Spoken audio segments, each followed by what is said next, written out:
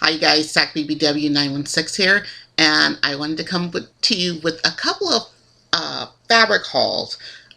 One is a local store that I found by accident. I don't know what I was looking for, I just found it.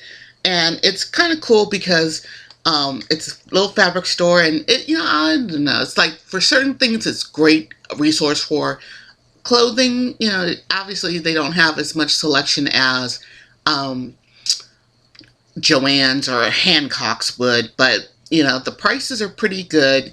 And like if you're totally into like looking for sheer, tulle, lace, mesh, or like fancy like Indian or Asian type fabrics with the silvery metallic-y stuff woven in, it's a great resource. They also have batting, and the prices are okay for zippers and things like that, but I don't know. I mean, they're still, like, so this is like 3 different independent uh, stores I found now in my town. So anyway, so I wanted to show you what I got, and I don't know if I told you guys about this new sewing kick I'm on about making what's called the Bionic Gear Bag, and you could just Google it. The pattern is available on Etsy if you decide to make one.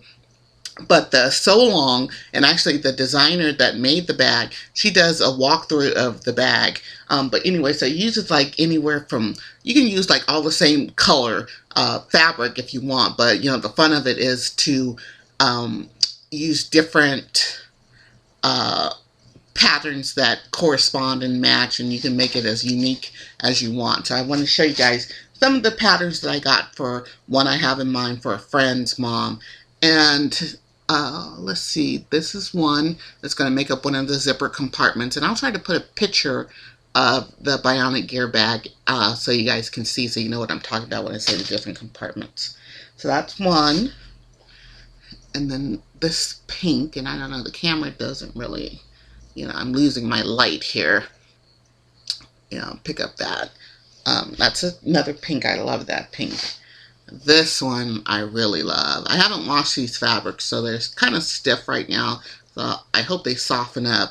So at this point, I don't think they're good options for clothing, because they're really, really stiff.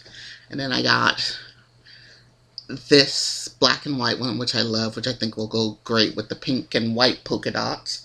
And then as the main fabric, which calls for at least, I don't know, probably a little more than a yard of fabric, I decided to use this one.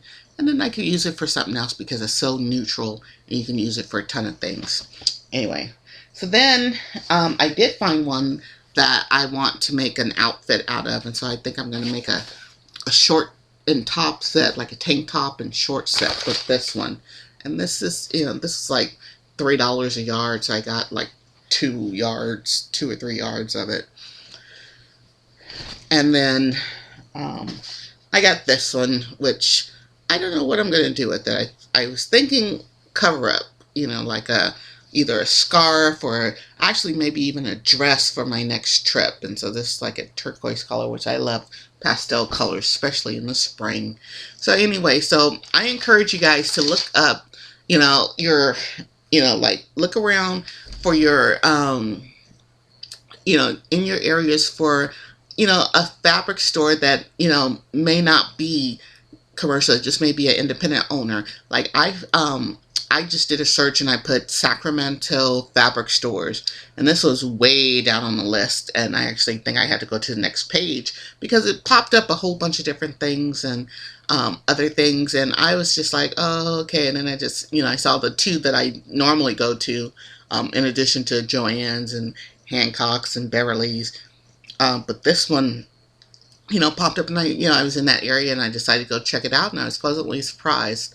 So look in your area. Another resource to look to see if you have like possibly like a quilting store in your area is to go to the American Sewing Guild, their website, and look up your local chapter, because they usually have links to all the different fabric stores in your area. So alright, so that was it for now. Talk to you later. Oh, and then I wanted to mention I had my mammogram last week, And it's funny because, like, my doctor will tell me, oh, you don't need, they don't recommend it in your 30s or 40s anymore. But if you have the opportunity, if you have the insurance, go ahead and get a mammogram done, because nothing's going to say regret later than you not getting it done. And also make sure you do your monthly self-breast exams. I mean, if anybody's going to play with the girls, you might as well. So anyway, so that's just a thing I wanted to point out, because even this little thing says that, oh, mammogram not recommended in your 30s, and I totally had one in my 30s. So, it's like, hey, if the insurance will pay for it, I want it, because, what's, to say that, there's tons of women out there that, got breast cancer, in their 20s and 30s. So, who's to say? Anyway, all right. Talk to you later.